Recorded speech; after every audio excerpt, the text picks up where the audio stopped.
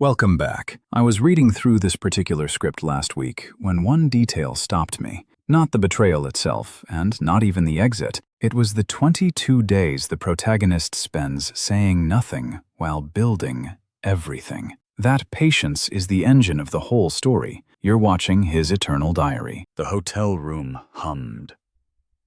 That particular frequency, low, constant, a vibration that lived somewhere inside the heating unit mounted below the window, was the first thing I registered when I woke at 2:47 in the morning in a city that was not mine, Edinburgh, in November.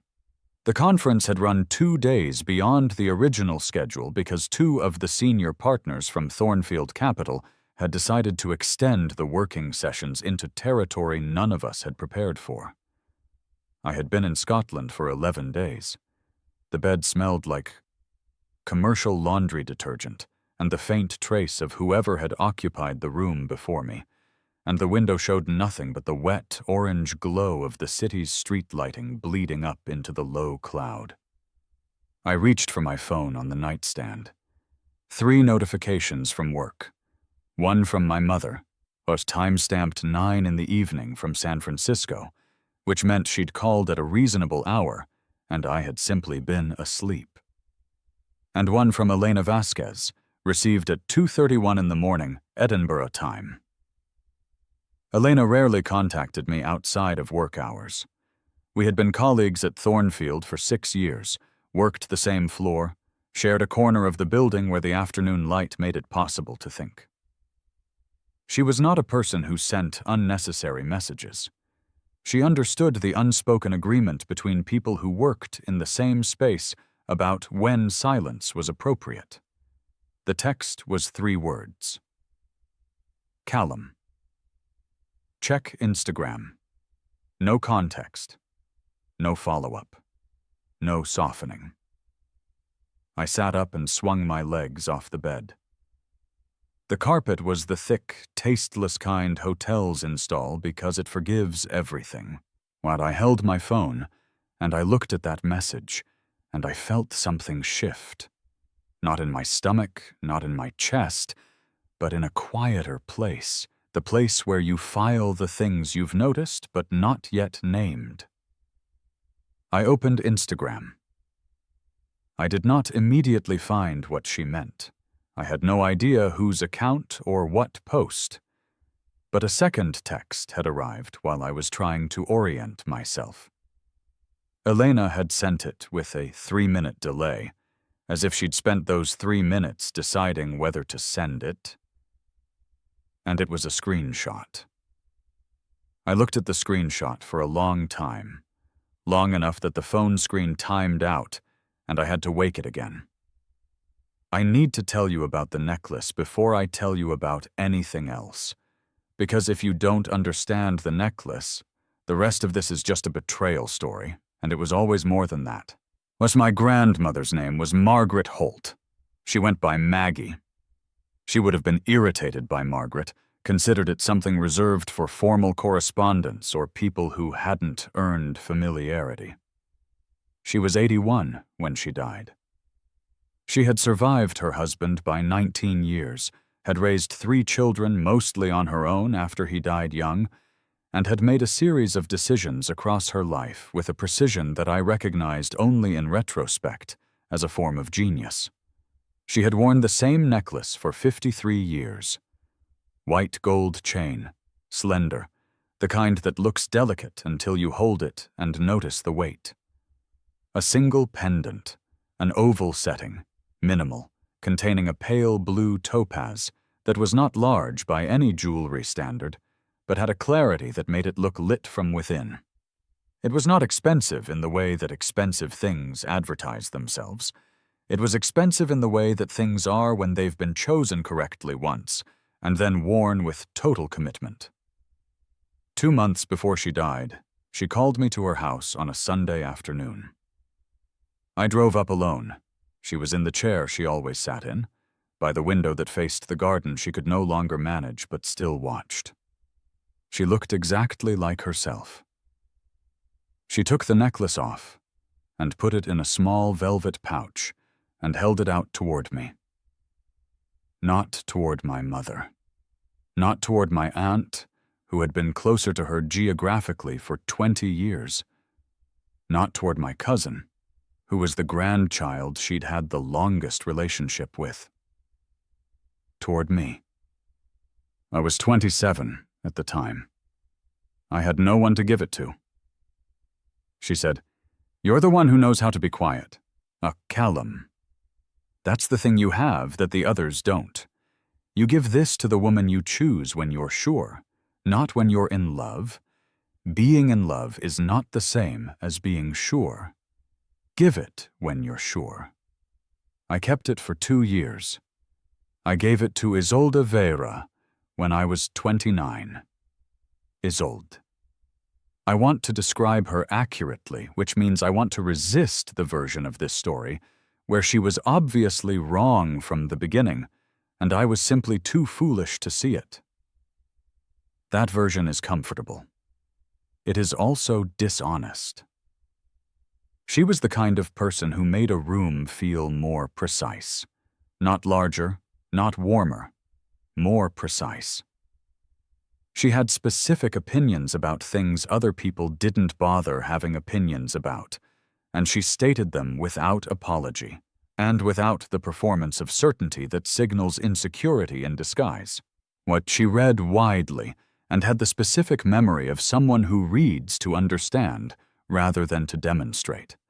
She listened in a way that felt, when you were the one talking, like genuine attention rather than patience wearing the costume of attention. I had met her at a gallery opening that neither of us had any real business attending. A college acquaintance of mine, a man I'd seen twice in 8 years, had turned out to have a secondary career as a sculptor of some local reputation, and had sent an invitation that I'd accepted out of a vague obligation I couldn't have articulated. Isolde had been invited by someone she barely knew who had bailed at the last minute, and she'd come alone on the theory that galleries were better experienced without someone narrating your reaction back at you. That was the thing she said when I asked why she'd come alone. I found that response interesting. I asked a follow-up. She answered it. An hour passed. We were together within 3 weeks. Within 6 months, I was using the word comfortable in a way I had never used it before. Not as a settling word, but as an earned one. I gave her the necklace 2 years in, on an unremarkable Tuesday evening in my apartment, without dinner or ceremony. I took the velvet pouch from the drawer where I'd kept it, and I sat across from her at the kitchen table, and I told her what the necklace was, where it had come from, the exact words Maggie had said to me. She held the pouch for a long moment before she opened it. She didn't rush.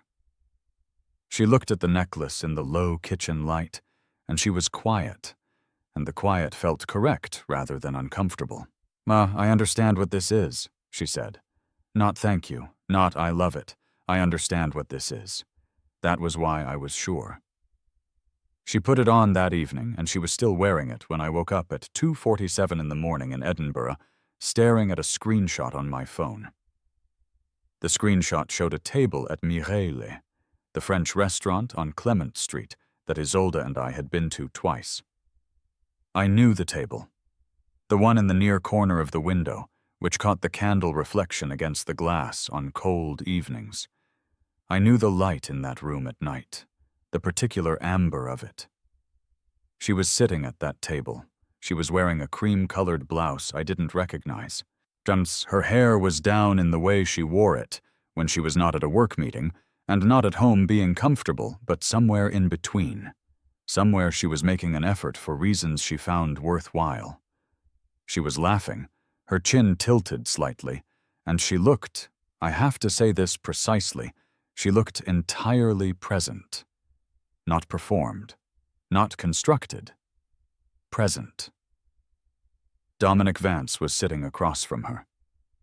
The necklace was visible at her neckline. The pale topaz caught the candlelight in the same way it caught every light it was ever near. I put the phone face down on the duvet. I lay back and looked at the ceiling, and I listened to the room hum at its single, unvarying frequency. And I did not call her, and I did not text, and I did not do any of the things that a man in the acute stage of this discovery is supposed to do. Yet what I felt was not rage. I want to be accurate about this because the distinction matters. Rage is immediate and physical and loud even when it's internal. What I felt was quieter than that.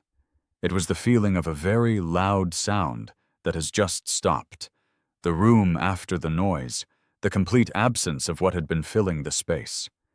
I had been with this woman for 4 years and 2 months. I had tracked the count the way you note the mileage on a long drive, not obsessively, just to know where you were.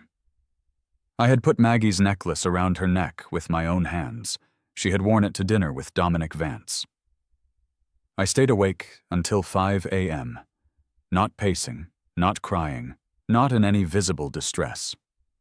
I lay in that bed with the hum going, and I thought through what I knew and what I didn't know and what I was going to do about the gap between them.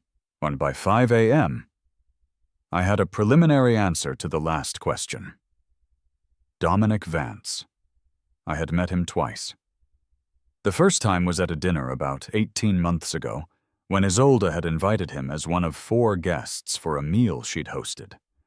A deliberate and organized evening, the kind she was good at, with 3 other people who diluted any particular dynamic into general conversation.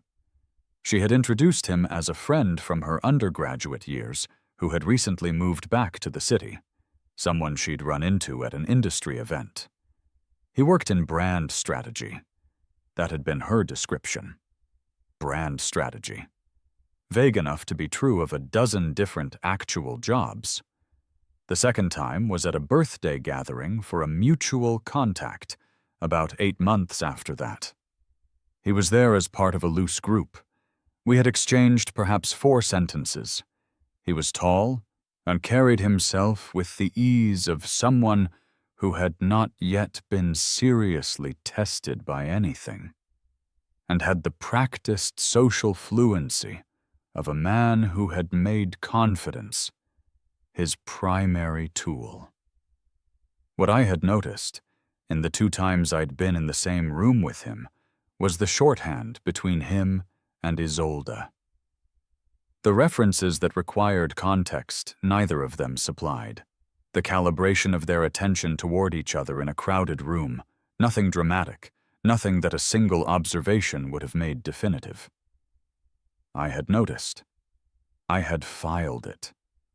I had not allowed the filing to mean anything because I didn't want it to mean anything, which is the particular failure of careful men who are also, at some level, hopeful. Lying in that Edinburgh hotel room at 3 a.m., I went back and read the filing. It was not ambiguous. It had never been ambiguous. Oh, I had simply chosen not to read it. I allowed myself 1 minute to sit with what that meant. Then I moved on to what I was going to do. I called Elena the following morning from a walk along the Royal Mile. The city was cold in the particular way that northern cities are cold in November. Not brutal, but persistent. The kind of cold that gets into the specific spaces between fabric and skin and reminds you that warmth is a managed state, not a natural one. My breath was visible. The stone buildings on either side of the street were the color of old pewter. She answered on the second ring. "Thank you for telling me," I said. "I didn't know if I should." "You should have." A pause. "I know. I'm sorry it took me this long." I asked her 2 things. First, did she know how long the restaurant's account had been following Isolde on Instagram, if she'd checked? Second, had she seen anything else, anything at any point that she had seen and not mentioned? Elena was quiet for long enough that I could hear the ambient noise of the Thornfield office through her phone. The low conversation, the printer somewhere running, the particular acoustic of a floor full of people doing careful work. "I've seen them together twice," she said. Not at Mireille. Before the photo. Once at the ferry building on a Saturday. Maybe 6 or 7 months ago. I thought it might just have been them running into each other, so I said nothing. And once in the parking structure on Drum Street. They were getting into his car. That was roughly 6 weeks before I texted you. 6 weeks. She had known for 6 weeks, and had been carrying the weight of it, deciding. Why didn't you tell me then? Because I didn't know what I was seeing with enough certainty, she said. After the restaurant, there was no question. I'm sorry, Callum. I know that's not the answer you wanted. I told her I understood. I told her to keep this between us and that I would handle it. She asked if I was all right, and I said yes, which was accurate in the only sense that matters at a particular moment. I was functional, I was thinking clearly, I knew what the next steps were. That afternoon, from a coffee shop near my hotel, I opened the client portal for the Aldercroft Wealth Partners account that Isolde and I held jointly. I had set it up 3 years prior, in the 2nd year of our relationship, when I had been quietly planning a future that involved 2 names on every important document. But I had been contributing $4,200 per month to that account for 36 consecutive months. I scrolled to Isolde's contribution history. In 36 months, she had contributed a total of $14,800. Sporadic deposits, irregular amounts, every one of them significantly below what I had been putting in. I had never raised this. It had not been a condition. I had thought of it as a shared account in aspiration rather than in balance, the way you think about things when you're building toward something. The account held $186,000 in diversified positions. I noted the balance, the date, the disparity ratio. I took screenshots with my phone and emailed them to a private account I accessed from a browser window. I closed immediately after. Then I called Elliot Marsh. Elliot was my attorney. He had handled contract reviews for me twice before. Both work-related, and I trusted him for 2 reasons. He was precise without being cold, and he had the quality that the best advisors have, which is that he answered the question you actually asked, rather than the more comfortable adjacent question.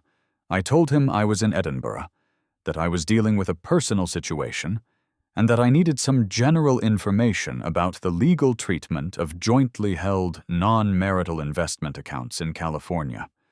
The conversation lasted 22 minutes. By the end of it, I had what I needed.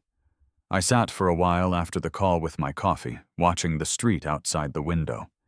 Students with bags over their shoulders, a woman walking fast with her coat collar up, the ordinary traffic of a city going about its ordinary business. I thought about Maggie telling me, "Give it when you're sure," as I had been sure of the wrong things. I returned to San Francisco on a Thursday afternoon. The city came up beneath the plane window the way it always did. The bay first, then the grid, then the specific geography of neighborhoods that from above looked like a deliberate design, and from street level felt like it had happened organically over decades. I had lived here for 9 years. I knew it in the way you know a city when you've walked the same streets in different emotional states. The city doesn't change, but you take a different inventory each time. I had checked into the apartment, unpacked methodically, showered and changed. Isolde was home when I arrived. She had cooked, the kind of meal she made when she had been in the apartment all day and wanted the evening to feel like an achievement. Pasta, with the good olive oil, was fresh herbs from the pot on the windowsill that she maintained with genuine care, the bread from the bakery 4 blocks away that she bought specifically on evenings that called for effort. The apartment smelled warm and specific. She had lit the candle, the cedar one, the one she burned when she was in a particular mood that she had never quite been able to name, but that I had come to associate with evenings she wanted to be uncomplicated. She was in the kitchen when I came in, and she turned and she smiled. She was wearing the necklace. white gold against the curve of her neck, pale topaz catching the kitchen light the way it caught every light it was ever near. I had looked at that specific combination. Isolde, the necklace, warm kitchen light, more times than I could count, and thought it was exactly right. And I looked at it now, and I put my bag down and I said, "The flight was delayed an hour coming in. Some weather issue over the Sierras." "Are you exhausted?" she asked. "Tired," I said. "Not devastated." She handed me the wine she'd already poured. I took it and sat at the kitchen counter, and I watched her finish the pasta, and I asked the right questions at the right intervals, and she talked about her week, a freelance pitch she was working on, coffee with a friend I didn't know, a book she'd started and already knew she was going to finish quickly because the prose pulled her forward rather than asking her to push. She talked the way she always talked. Specific, interested, with the ease of someone who was not performing ease. The necklace moved when she moved. We ate dinner. We cleaned up together.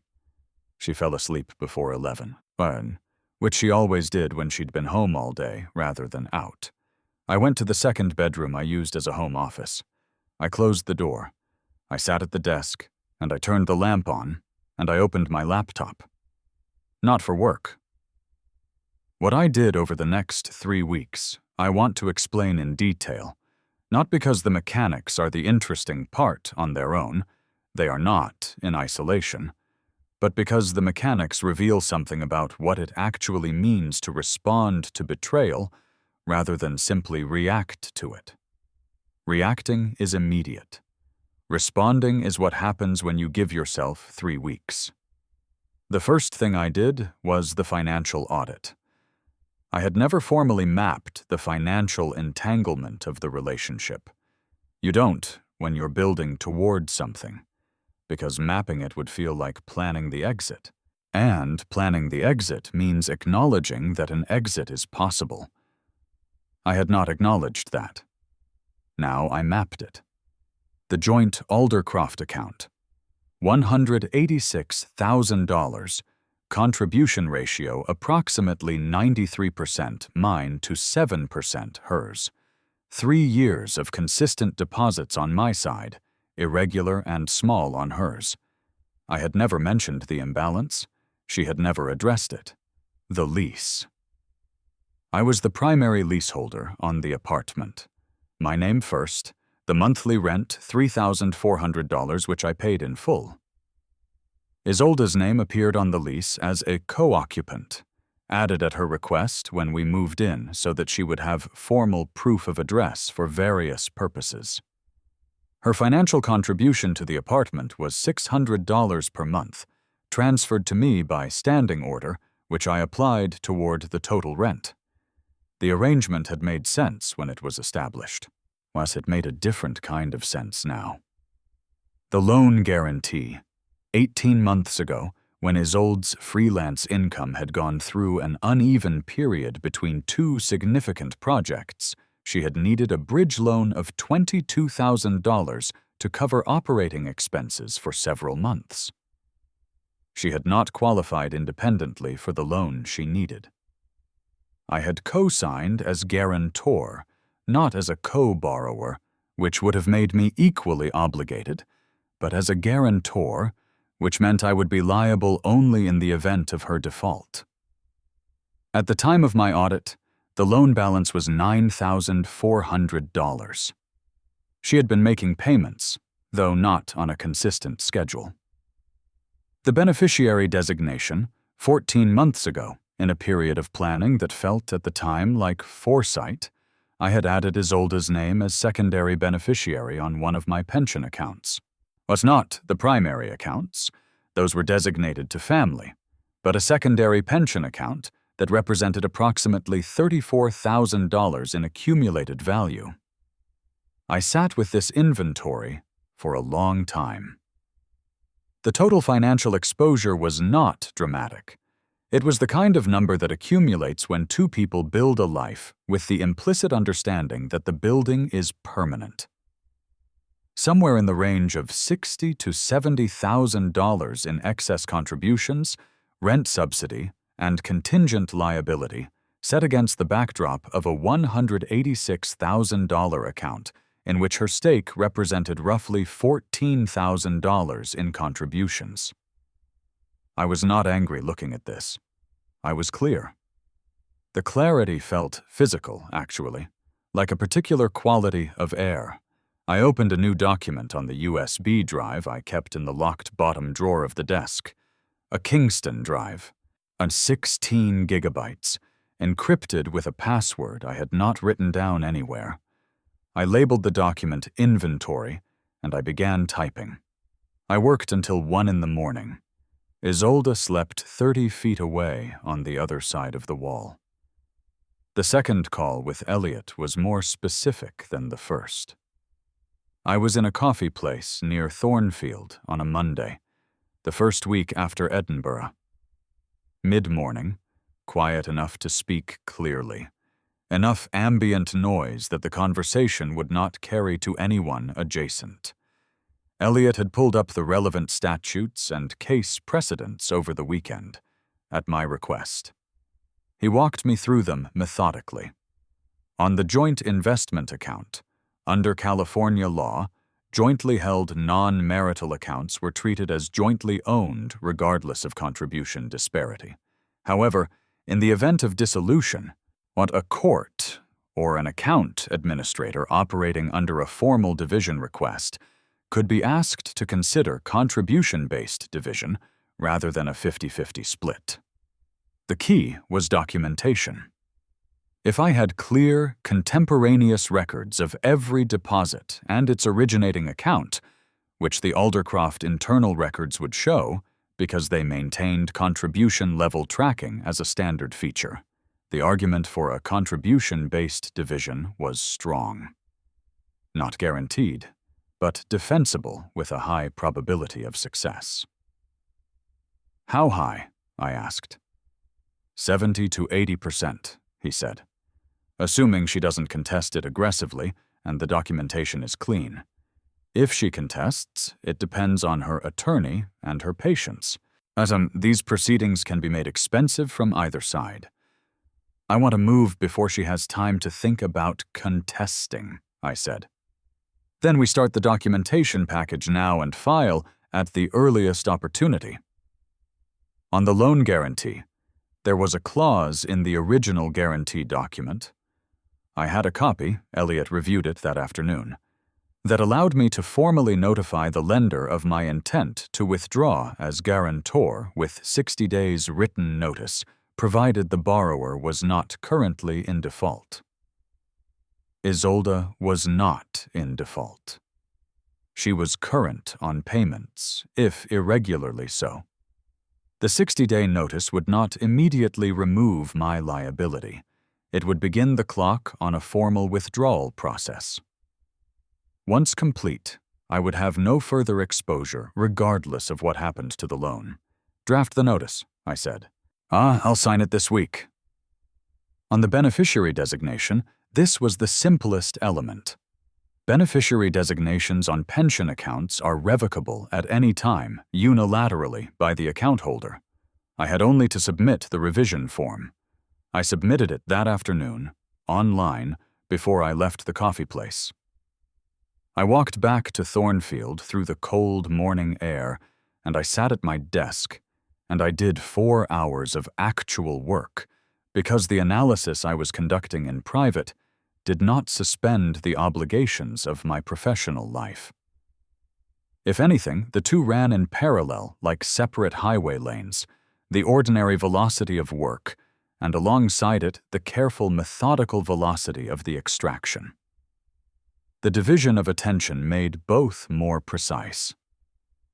Elena and I had lunch on a Wednesday, the end of the first week. She had asked casually, and in the way people ask things when they are being careful not to ask too directly. I said yes. We went to the Japanese place 2 blocks from Thornfield that we both liked for the reliability of its lunch menu. Nothing extraordinary, nothing bad, consistent enough that you could eat without having to make decisions about the food. "How are you doing?" she said. Not as a question with an upward inflection, but as a statement of concern, the way careful people ask things. "I'm managing," I said. "Have you talked to her?" "We've had dinner twice since I got back. I haven't raised it." Elena looked at me. She had the expression of someone who is revising their estimate of a person upward. "How long are you going to wait?" she asked. "Until I've finished what needs to be finished before I say anything," I said. There are financial things that need to be in order before she knows that I know. If she knows before the order is established, she has the ability to complicate them." Elena thought about this. "The account," she said. She knew about the Aldercroft account because I had mentioned it once in a general way, the kind of thing you mention to a trusted colleague without specificity. "Among other things," I said. She nodded. She didn't push. We ate. We talked about work, a new fund structure the partners were considering, a position in the portfolio that had been underperforming for 2 quarters and was generating internal debate. Normal things. The conversation about Isolde occupied perhaps 6 minutes of a 40-minute lunch, and then it was done. On the walk back, she said, "You know this isn't your fault." "Some of it is," I said. "But I saw things and didn't read them." She started to argue, and I said, "I'm not saying that to be hard on myself. I'm saying it because it's accurate, and I'd rather know the accurate thing than the comfortable thing." She went quiet for half a block. "That's very you," she said. I took it as what it was intended to be. The second week. The loan guarantee notice went out on a Tuesday, drafted by Elliot, signed by me, delivered via certified mail to the lender with a copy to Elliot's files. Within the week, I had confirmation of receipt. The beneficiary change had already processed. The pension account now listed my brother as secondary beneficiary, which was where it should have been from the beginning. The standing order to the Aldercroft account. I logged into my bank's payment portal on a Wednesday evening, had from the second bedroom with the door closed, and canceled the monthly transfer that had been running for 36 months. $4,200 per month. The last transfer had gone out the previous cycle. It would not go out again. Isolde would have no way of knowing this had changed unless she checked the account's incoming deposits, and she did not monitor the account closely. She had always treated it as something I managed. That deference, which had felt, at the time, like a comfortable division of labor, now meant she was operating on an assumption that was no longer true. I was not making secret moves for the purpose of deception. I was establishing a sequence that would allow the formal process to proceed cleanly. There is a difference between deception and timing. What I spent the remaining evenings of that week organizing the Aldercroft documentation package. Elliot needed everything in a specific format. Contribution records organized by date and originating account, the full account statement history, the disparity ratio calculated across 3 years, and a signed declaration of my intent to seek contribution-based division. I printed the relevant statements, 3 years of them, a substantial stack, and organized them in a manila folder that I kept in the same locked bottom drawer as the USB drive. The folder sat next to a legal pad where I had been doing longhand calculations, the kind that are sometimes clearer to look at than anything on a screen. On a Saturday morning in the second week, I drove to Aldercroft's offices in person. The building was on Montgomery Street. So the kind of financial district address that communicated a specific level of seriousness without excess. The lobby used marble that was not ostentatious. The elevators were prompt. I had been coming here for 6 years, and the specific smell of the place, recycled air, a faint trace of wood polish from the conference room doors, was as familiar to me as any regular destination. Patricia Norwood was my account manager. She had the quality that the best professionals in her field share. She was methodical without being slow, direct without being brusque, and she had managed my account for 4 years without ever once suggesting I do something I had not asked for.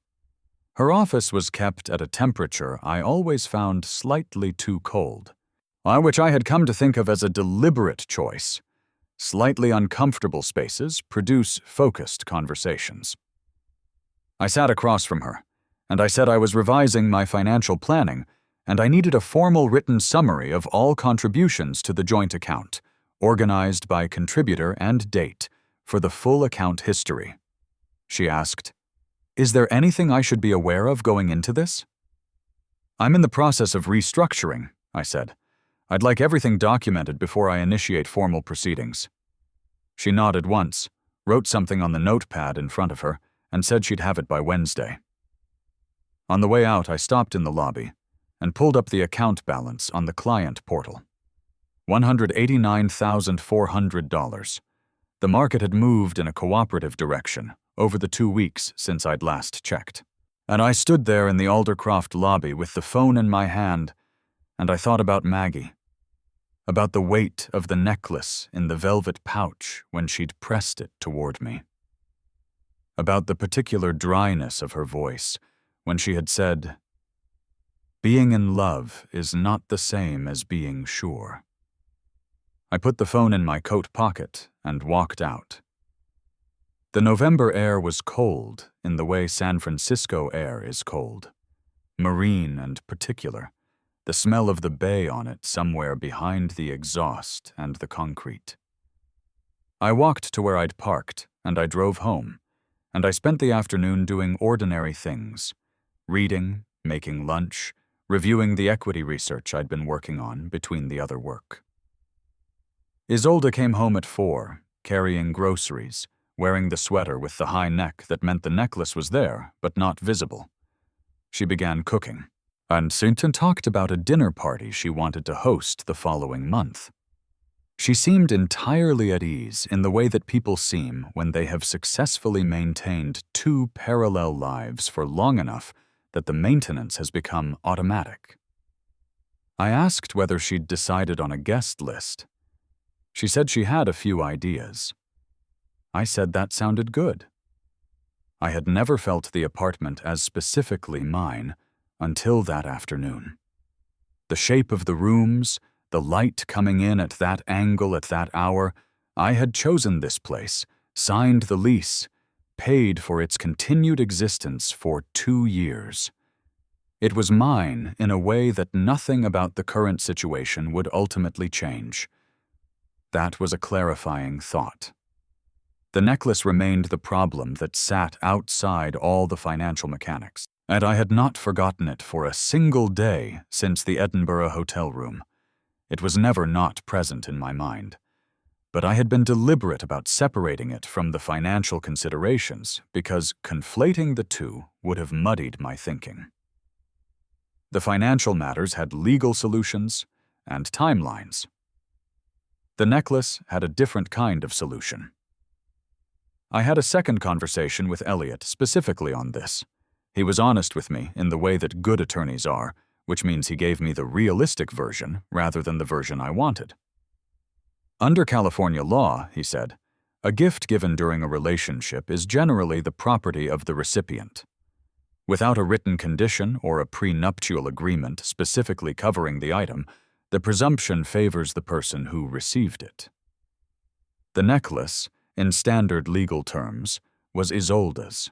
But, he said, California had a body of case law, going back decades and consistently applied, regarding conditional gifts, specifically gifts given in contemplation of marriage. An engagement ring given in anticipation of a marriage that never occurred was, under most California courts' interpretation, returnable to the giver regardless of fault. The logic was that the gift was conditional on the marriage taking place, and if the marriage did not take place, the condition was not met, the necklace was not a ring. That distinction mattered. However, I said it had been given explicitly as a symbol of marital intention, with witnesses who could attest to the specific context. Not as a piece of jewelry for the pleasure of wearing. As a family piece, transmitted to me by my grandmother with explicit oral instructions about its intended use. I had communicated those instructions to Isolde at the time of giving. My mother had heard Maggie's original instructions. Elliot had my account of it on file. The argument, Elliot said, was not airtight, but it was real. And in the context of a negotiation, not a courtroom, but a negotiation between two people working out the terms of a separation, it was a legitimate piece of leverage. I don't want to use it as leverage, I said. I want the necklace. In that case, he said, you ask for it directly. You state the basis of the request. Conditional gift, contemplation of marriage, Maggie's specific instructions. You make clear you're prepared to formalize the argument if necessary. Most people, when they understand what formalization means in terms of time and cost, choose not to find out how the argument resolves in court. And if she refuses, then you formalize it. I did not want to formalize it. Not because of the time or cost, both were manageable. Because the necklace was Maggie's, and Maggie had nothing to do with a legal proceeding over a piece of jewelry that should never have left my custody in the way it had. I thanked Elliot, and I went back to the apartment, and that evening I ate dinner with Isolde, and I watched the necklace catch the light from the kitchen overhead, and I did not say anything about any of it. I had 4 more days before I was going to say something. I used those 4 days well. What I did in those 4 days, besides the documentation work and the logistics of the financial separation, was build something. I had been at Thornfield for 6 years. I was good at my work, in the top quartile of my division by consistent measurement, which in that environment meant something because the division was not weak. I had spent those 6 years developing a specific competence in growth stage company valuation. The gap between how the market priced these companies and what they were actually worth when you looked at the mechanisms rather than the narrative. There were 3 companies I had been tracking for 18 months that I believed were priced at 40 to 60% of their rational value. Not companies that Thornfield covered in its portfolio, adjacent territory, adjacent sector, but companies that had been overlooked because the analysts who covered the broader sector were too focused on the larger cap names to do the work on the smaller ones. I had done the work. 18 months of it, in the margins of my actual job, in the evenings, in the way that you pursue something because it interests you, rather than because you're being paid to. On a Wednesday morning, I registered an LLC with the California Secretary of State, Holt Advisory. The name was for Maggie. She would have been characteristically skeptical and then quietly proud. She would have asked if it was any good. I would have said I intended it to be. The LLC was a vehicle.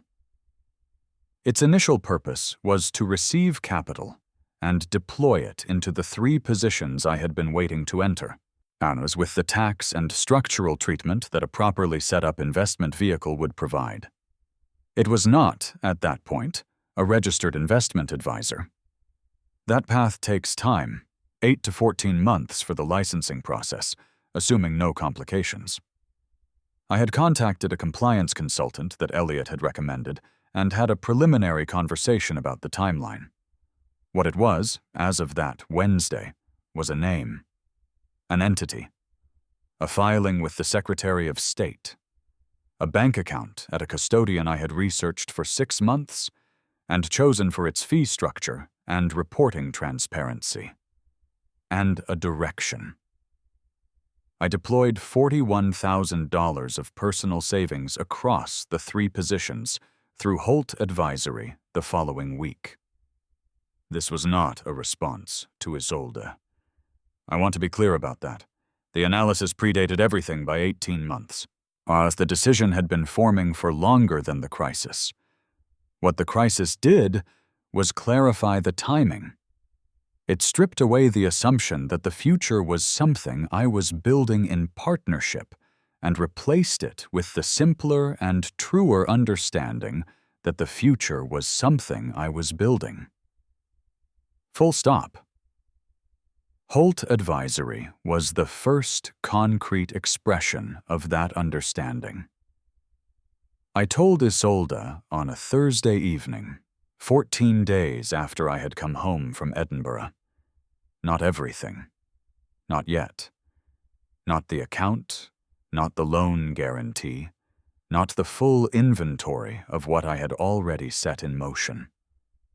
I had thought carefully about sequence, and Elliot had advised on it, and the sequence was specific. Lead with the lease, which was the most personal and tangible, and which would signal what was happening without triggering an immediate legal response that would complicate the account proceedings. I came home at 7. She was in the living room on her laptop, the cedar candle burning on the coffee table, working on whatever the current pitch was. She was in the specific posture of someone who was absorbed in what they were doing. Legs tucked under her on the couch, faint vertical concentration line between her eyebrows, the laptop angled toward the lamp. She looked up when I came in, and she said, "You're earlier than I expected." I sat down in the chair across from her, not on the couch beside her. Across. She noticed the choice. I saw her notice it. "I need to tell you something," I said. "About the apartment." She put the laptop on the cushion beside her. "I've decided not to renew the lease when it comes up," I said. "I'm going to be moving to a new place. I wanted to give you as much notice as possible to sort out alternative housing. You'll have 30 days from when I put this in writing, which will be tomorrow." The room was quiet for a moment. She said, "Is this about Dominic?" Not a question. The absence of surprise in her voice, the absence of the particular intonation that accompanies genuine shock, told me everything the Edinburgh screenshot had not yet told me with absolute certainty. She knew that I knew. She had known, perhaps, since Edinburgh. Perhaps she had been waiting for this moment the way someone waits for the other side of a door to open. "It's about a number of things," I said. "The lease is the first thing I'm addressing." "Callum." Her voice was steady, so she was composing herself in real time, which she was good at. "I need to explain." "You don't need to do that," I said. "I'm not here for the explanation. I've seen what I've seen, and I've had 3 weeks with it, and I know what I've decided. I'd rather we handle the remaining logistics with as little additional conversation as possible." She started to cry. I had expected this. Not with calculation, with knowledge. I had known her for 4 years. I knew her grief was real when it showed in the specific way it was showing. Her crying was not performed. It was genuine. The situation had consequences she felt genuinely. That was not a reason to change anything. "The necklace," I said. Her hand went to her throat before she could stop it. But the gesture was automatic, the reflex of someone touching something that has become part of the body's map of itself. "It was a gift," she said. Her voice was different now, a register lower. "It was given in anticipation of a marriage," I said. "Maggie gave it to me with those specific instructions. My mother heard her give those instructions. My attorney has my account of the context on file. A gift given in contemplation of marriage is legally and morally distinct from an ordinary gift, and I think you know that." "You already spoke to an attorney?" "Yes." She looked at me for a long moment. I held the eye contact without difficulty. This is the thing about 3 weeks of preparation. It is also 3 weeks of practice at being composed when the situation calls for composure. "You planned this," she said. "I prepared for it," I said. "Oh, those are different things. Planning implies it was a desired outcome. Preparing means I responded to the available information." She was quiet for a long time. "How long have you known?" she asked. "Long enough. And you stayed here and ate dinner with me and didn't say anything." "I had things to put in order," I said. "That was the responsible use of the time." She looked at me with an expression I hadn't seen before. Not anger, not guilt. Something more like recognition. The moment when a person sees a version of someone they had underestimated. "I don't know what I expected you to do," she said quietly. "When this happened, I thought about it. I just didn't think you'd—" She stopped. "You can finish packing at your own pace," I said. "I'll arrange to be out of the apartment during whatever hours you need. I don't want to make this harder than it needs to be." I stood up. I picked up my bag. I went to the office and I closed the door. She moved out 4 days later.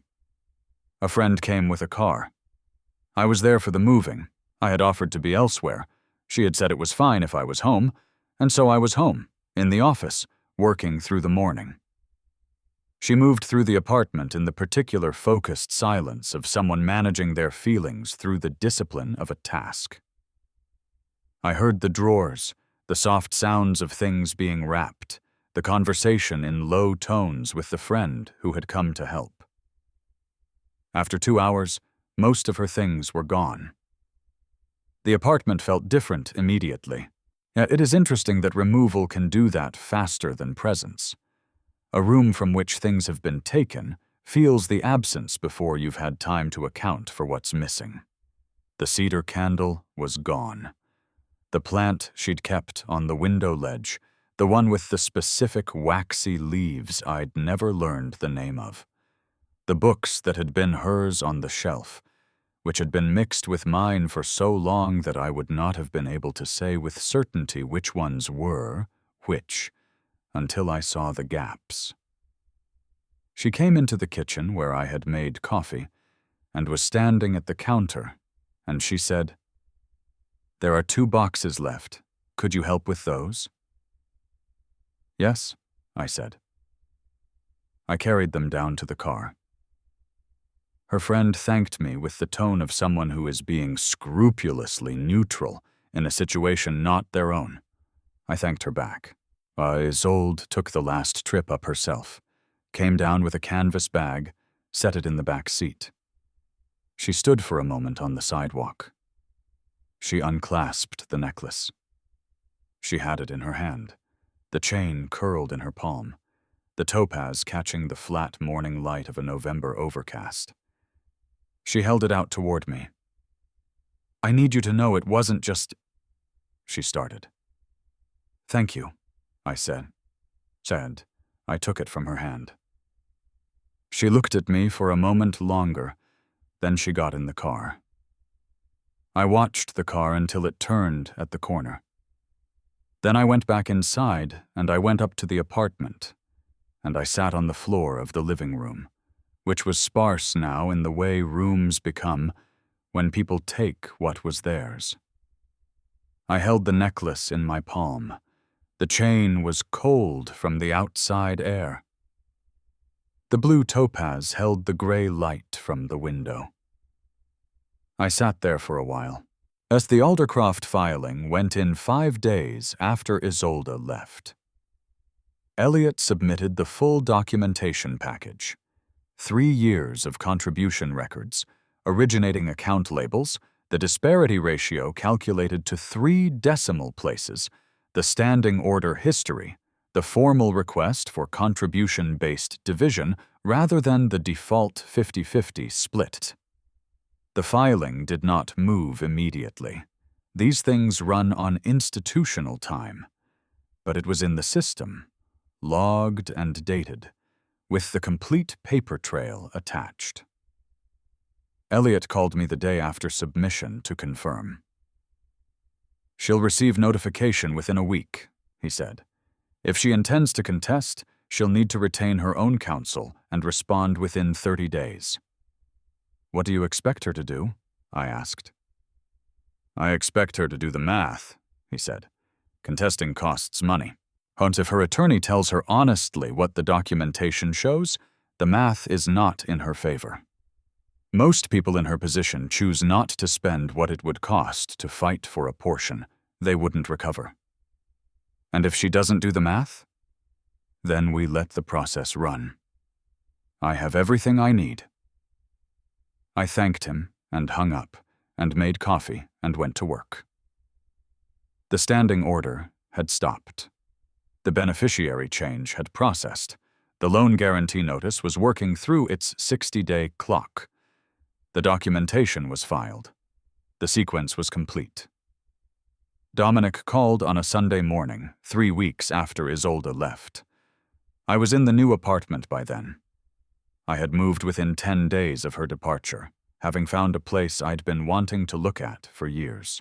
It was in a neighborhood north of the park, quieter than where I'd been, with west-facing windows that caught the late afternoon light in a way that made returning home feel like something other than relief. The building was older. The walls were thicker. The street below had trees that were losing their leaves in a slow, unhurried way. I was reading equity research on a Sunday morning, coffee on the table beside me, the fall light coming in at an angle, when the phone rang with a number I recognized from the area code. I let it ring. The voicemail notification appeared 2 minutes later. I waited until I had finished the section I was reading. Then I listened to it. His voice had the quality of something that had been rehearsed without enough practice. He said he wanted to clear the air. He said he hoped I understood that these things happen. He said he respected me and wanted me to know that. But I listened to the voicemail once all the way through. I deleted it without responding. The equity research was more interesting than anything he had to say, and the equity research was not particularly interesting that morning.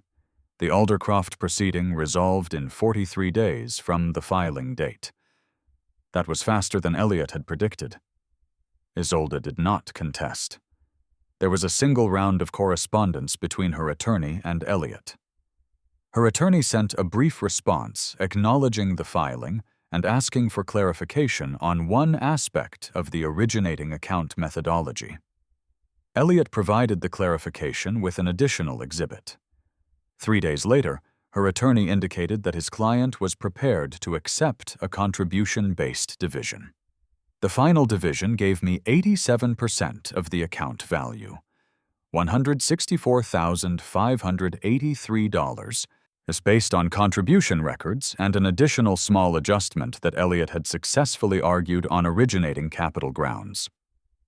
The transfer arrived on a Tuesday morning, confirmed in my account by 10 a.m. I looked at the notification on my phone. Then I put the phone in my pocket and went into the Thornfield Partners meeting that I was already 3 minutes late for. The meeting ran an hour and a half. I participated at the level it required. In the afternoon, I moved $120,000 of the Aldercroft recovery into Holt Advisory. The remainder stayed liquid. There is nothing more to say about the Aldercroft account. It was resolved. The numbers corresponded to the record. The record was complete. Holt Advisory. 8 months after Edinburgh, the LLC was managing $290,000 across 7 positions. What the initial 3 positions had resolved as follows: 1 up 28%, 1 flat at plus 2%, 1 down 9%. Net result? Positive. A modest first cycle, but a clean one. I had executed each position without emotion and held each for the duration the original thesis required. That discipline, entering on analysis and exiting on analysis rather than on feeling, was the fundamental thing. Everything else was logistics. I had brought in one external client, a former Thornfield colleague, who had heard about Holt through a mutual contact and asked to talk. We met at the Japanese place near the office. I appreciated the neutrality of familiar ground, and I gave him what I had: the thesis, the methodology, the fee structure, the reporting cadence. He was a precise thinker. He asked precise questions. At the end of the week, he had moved $60,000 into a managed account under the Holt structure. The licensing path was in progress. The compliance consultant had estimated 8 months remaining. I was managing the external client under a structure that was permissible at the current stage of licensing and would formalize when the registration completed. None of this happened dramatically. It happened in the margins of my regular work, in the evenings, on weekends, in the way that things get built when you are not waiting for a different life to end so you can start the one you want. I had stopped waiting for a different life to end somewhere around day 3 after Edinburgh. That was the specific thing the 3 weeks of silence had done for me. Not just protected the financial proceedings, not just established the documentary record. It had given me time to understand that what I was building after Isolde was not defined by the space she had left. It was defined by what I had decided to put there. Holt Advisory was what I had decided to put there. And it was going to be good. Patricia at Aldercroft called me once, 3 months after the proceedings closed. She was conducting a standard annual review of the accounts she managed. Mine remained with her for the personal holdings not connected to Holt Advisory, and she called to schedule a meeting. When we sat down in her office, slightly too cold as always, with the graduation photograph on the desk and the orderly surface that told you everything about how her mind worked, she went through the review in her usual methodical way. Holdings, allocations, performance against benchmarks, upcoming tax considerations. And at the end, she said, "You look different than you did a year ago." I said, "Different how?" She thought about it. "More certain of things," she said. "Not the same as confident. More like someone who has taken an inventory and knows what's there." I said, "That's accurate." She nodded and moved on to the next item on the agenda. I thought about that characterization on the drive home. More like someone who has taken an inventory and knows what's there. That was, I thought, about the most accurate summary of the year that I had heard from any source. Isolde texted me 4 months after she left. It was a short message, carefully worded in the way that short messages are when they have been rewritten several times before being sent. She said she had been thinking about everything that had happened, and she said she wanted me to know that the 4 years had been real for her. She said she was sorry. I read it. I held the phone in my hand, and I looked out the west-facing windows at the afternoon light settling over the neighborhood. The particular gold of it at that hour. November light again, almost a year since Edinburgh. I sat with the message for a while. I cannot give you an exact time. Long enough that the light shifted slightly before I put the phone down. What I found when I looked honestly at what the message produced in me was less than I had expected. Not relief. Not the cold satisfaction that people describe. Not anger. Just a quality of stillness that was not emptiness. A stillness that came from completion. The account was settled. Every figure in every column had been resolved.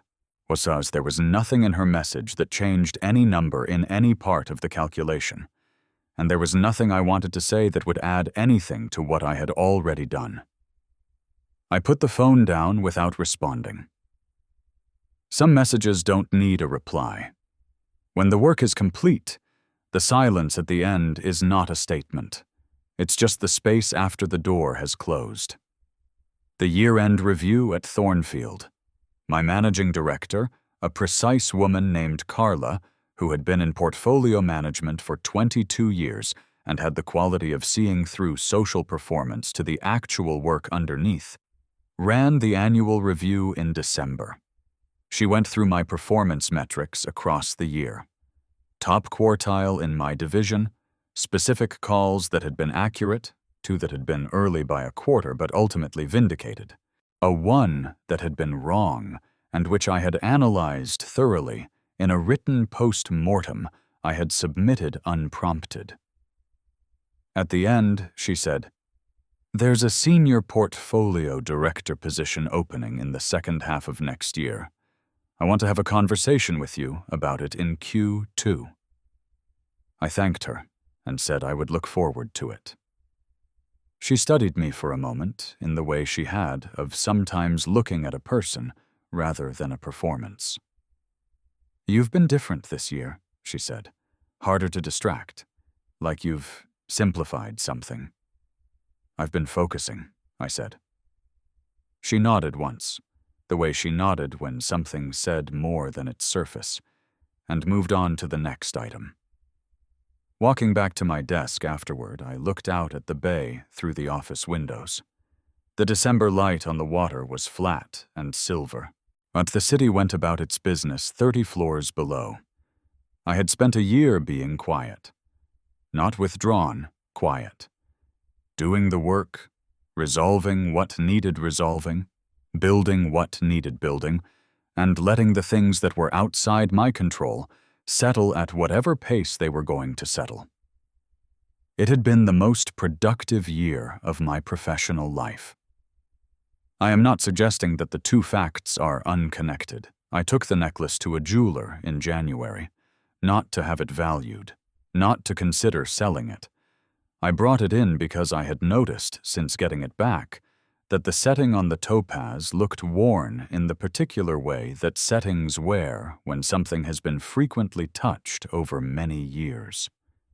Maggie had worn it for 53 years. It needed professional attention. The jeweler was a small operation on Sacramento Street, independent, family-run, the kind of place that had been in the same location for 30 years and whose reputation was built entirely on the quality of the work rather than the marketing of it.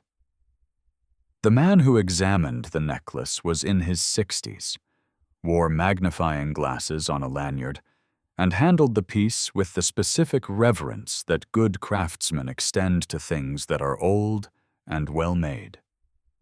He held it under the light and said, "The chain is in excellent condition. The setting on the stone has some prong wear. I'd say this piece has been worn every day for a very long time." 53 years, I said. He looked up. "Someone who loved it." "Yes," I said. "Who do you want to leave it to?" I looked at him for a moment. He was making the kind of small talk that people in his trade make. Practical, generational, the natural language of a person who thinks in terms of objects passing between people across time. "I don't know yet," I said. "No rush," he said. "These things outlast most decisions."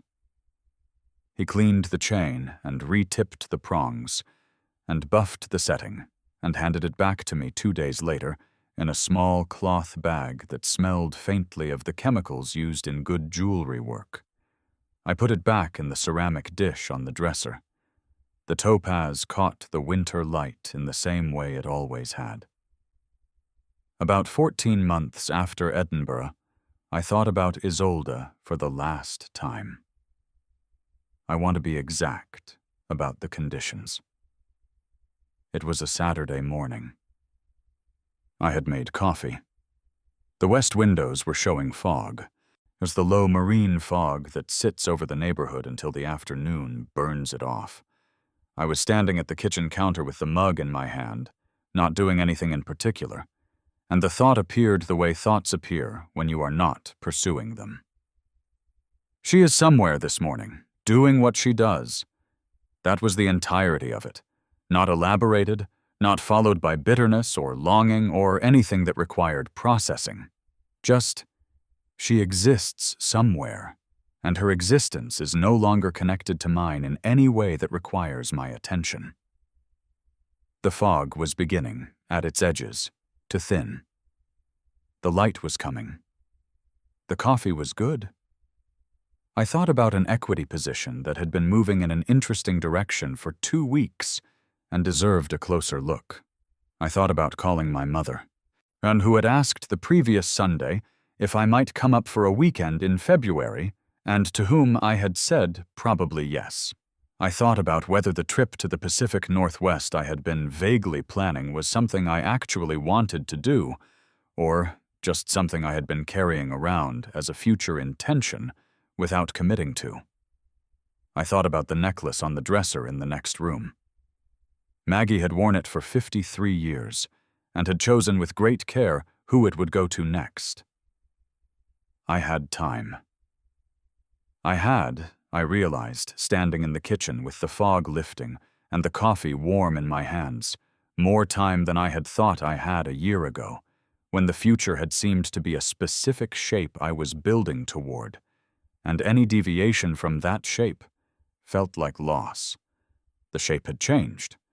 What I was building was different, not smaller. Different. Better, if I was honest. I finished the coffee. I put the mug in the sink. I took the necklace from the dish on the dresser, and I held it for a moment. The familiar weight of the chain. The smooth cool of the stone, and I put it back. Then I opened my laptop, and I looked at the equity position that had been interesting for 2 weeks. It was still interesting. I started working. The dry cleaner on Union Street. I had been using the same one since I moved to the neighborhood, partly for convenience, and partly because the woman who ran the counter had the quality of remembering exactly what you'd brought in without appearing to try. Hand-stamped tickets, numbered, kept in a shallow wooden box. I brought in 2 suits on a Thursday afternoon. Dominic was at the counter when I walked in. He was picking up, a suit bag over his arm, and completing the transaction. He turned when the door opened, and he saw me. I watched him make 3 decisions in rapid succession behind his eyes. He said, "Callum." I said, "Dominic." I stepped up to the counter and handed my items across, and got my ticket and thanked the woman, and walked out. There was nothing behind me that warranted turning around. 3 weeks later, February now, the light different, the air cold and clear rather than wet, I drove back to collect the suits. The counterwoman found them in under 30 seconds, hung them on the rack, took my ticket, gave me change. I thanked her. Outside, putting the suits in the back seat, I noticed the specific quality of the afternoon. Cold, clear, the kind of February day in the city that apologizes briefly for all the gray days before it. The street was quiet. Someone was walking a small dog on the opposite sidewalk. A delivery truck idled at the corner. I got in the car. I sat for a moment with my hands on the wheel, not going anywhere yet. The kind of pause that isn't about anything, just a pause. Then I started the car. I drove north, toward the park, toward the neighborhood that was mine now, in the way that places become yours when you've chosen them without compromise. The west-facing windows, the thick walls, the trees on the street, the necklace on the dresser. Cleaned and reset, waiting. Holt Advisory with 7 positions and 1 client and a licensing process 8 months from completion and more to come. An apartment that was exactly what I had chosen. The year-end review. The senior director conversation in Q2. Maggie at 81, knowing exactly where every important thing in her life belonged. I had time. I drove home through the clear February afternoon, through the ordinary streets of a city I had lived in for 9 years, through the light that was specific to this season in this place, And when I got home, I parked, and I took the suits out of the back seat, and I went upstairs and I put them away. Then I went to the window, and I stood there for a while. The fog was gone. The afternoon was clear all the way to the horizon. I had work to do,